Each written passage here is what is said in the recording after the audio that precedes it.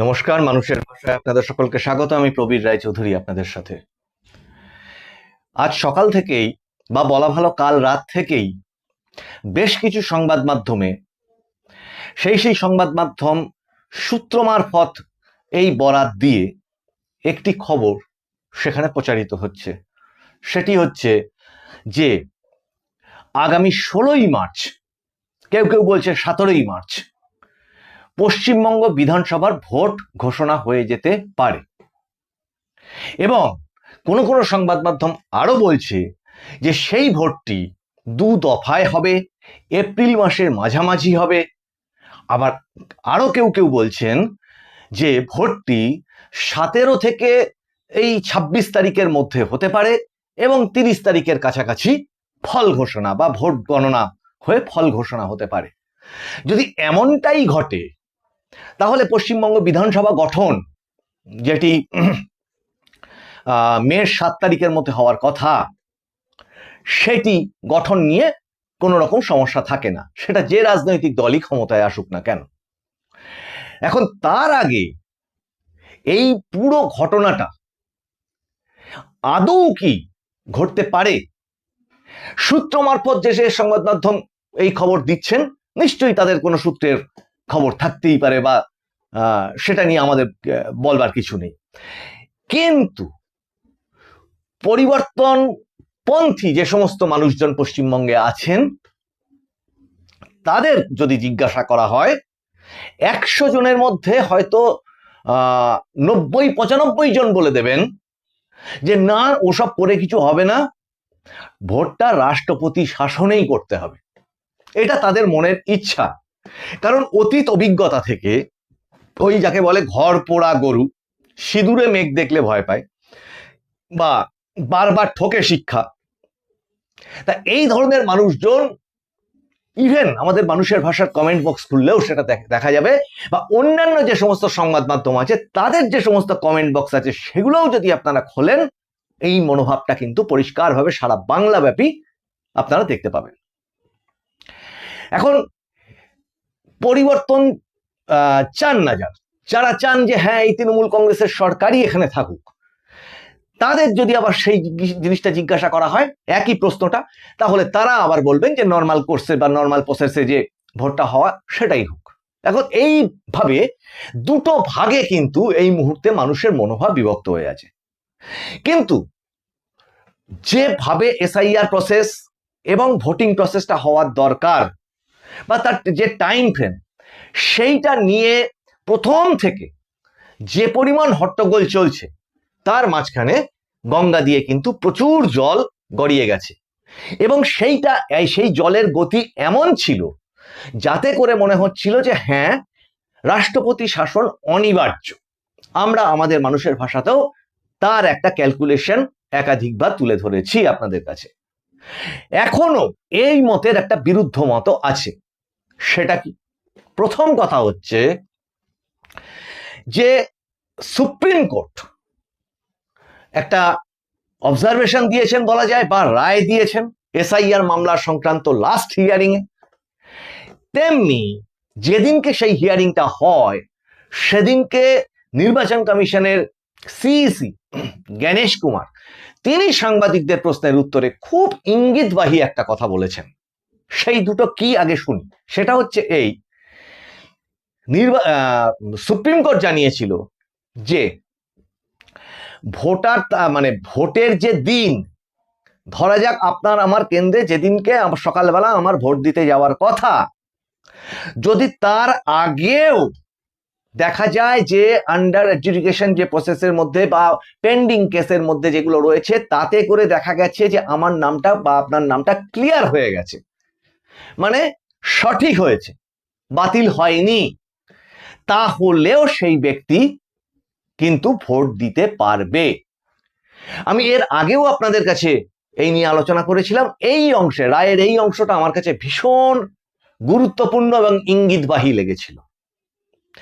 তেমনি সেই দিনই গণেশ কুমার সিইসি, যিনি, তাকে যখন প্রশ্ন করা হয়েছিল সাংবাদিকদের মধ্যে থেকে, তিনি একটা উল্লেখযোগ্য কথা বলেছিলেন যে পশ্চিমবঙ্গের ভোট ঘোষণা কবে হতে পারে। এইটা যদি প্রশ্ন ধরা হয়, তাহলে তার মনোভাব বা তার উত্তরটা ছিল মোটামুটি এই রকম, যে এটা নির্ভর করছে এই রাজ্যের আইন শৃঙ্খলা পরিস্থিতির ওপর। তাহলে এই যে 5 রাজ্যের যে নির্বাচন ঘোষণা, এই ঘোষণা তো 16ই মার্চ নির্বাচন কমিশন সূত্র থেকে যেটা তারা জেনেছেন, ধরা যাক 16ই মার্চ তারা ভোট ঘোষণা করছেন। তাহলে ওই 4 রাজ্যে ভোট ঘোষণা হলেও পশ্চিমবঙ্গের ভোট কি সেদিন ঘোষণা করতে পারবে নির্বাচন কমিশন?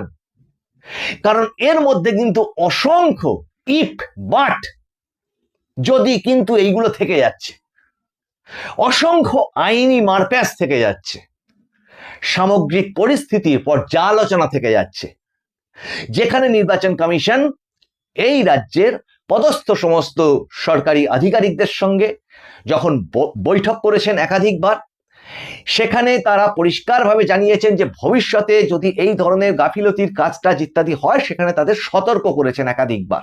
সেইটা যদি বিস্তারিত আলোচনা হয় এই এপিসোডের সময় সংখ্যা অনেকটা বেড়ে যাবে, কিন্তু সেটা না। তাদের যে কাজকর্মের ক্ষেত্রে হুঁশিয়ারি দিয়েছেন, প্রিন্সিপাল সেক্রেটারিকে ডিরেক্টলি জিজ্ঞাসা করেছেন যে ভালোভাবে ভোট করাতে পারবেন কি পারবেন না, এই ধরনের মনোভাব দেখিয়েছেন। সেই সমস্ত কনসিডার করেও, হ্যাঁ, তার মাঝখানে আর একটা কথা, যে কেস টু কেস স্টাডি করে সমস্ত যে সমস্ত গাফিলতি আছে সেগুলোর পর্যালোচনা করবেন বলে জানিয়েছেন, এবং যদি গাফিলতি হয় তাহলে কোনো ছাড়ছড় নয়, এমনকি ভোট হয়ে যাওয়ার পরেও তাদের শাস্তি হতে পারে, কাউকে ছাড়া হবে না, এটা নির্বাচন কমিশনার প্রকাশ্য সাংবাদিক সম্মেলনেও জানিয়েছেন।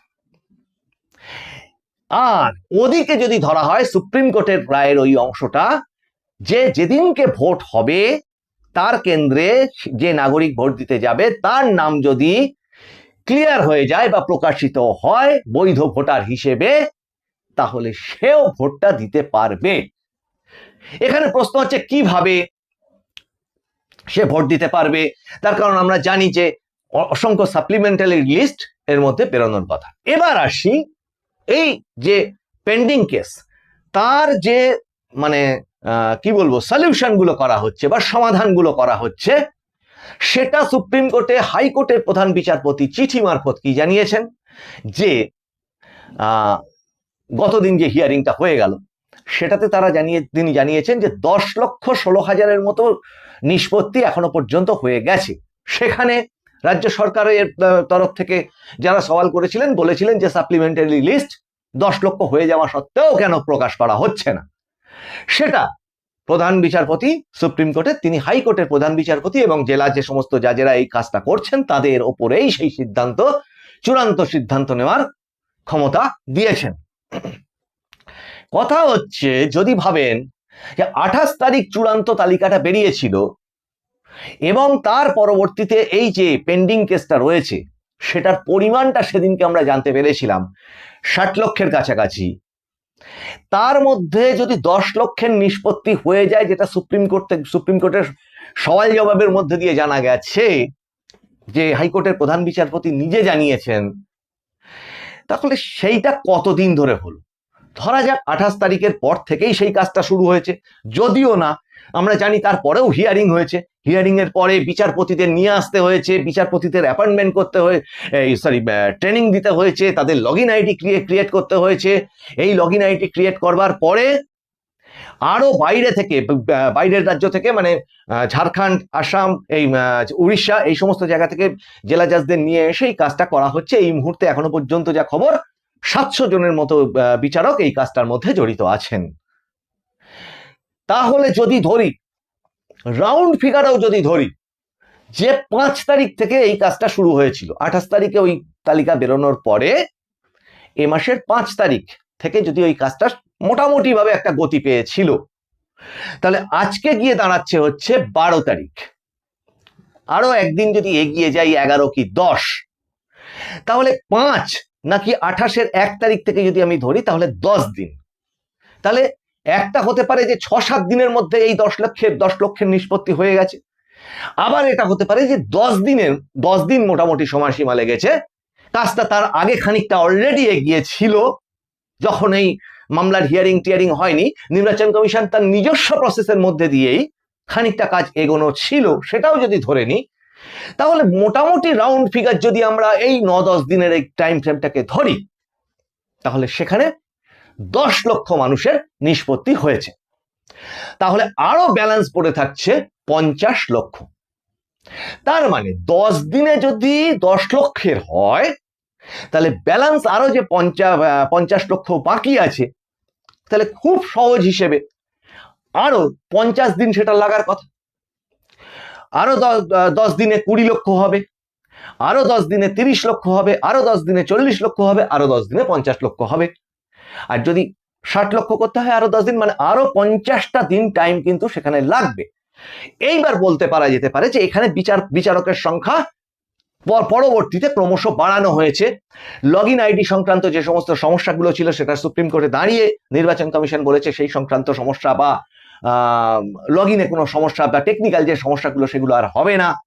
এই সমস্ত সমস্যার কারণে যদি কাজ দেরি হয়ে থাকে, বিচারকের সংখ্যা বেড়ে গিয়ে থাকে, তার জন্য কাজে যদি একটু গতি আনা যায়ও, তাহলেও সংখ্যাটা কি 30 দিনের কমে সম্ভব?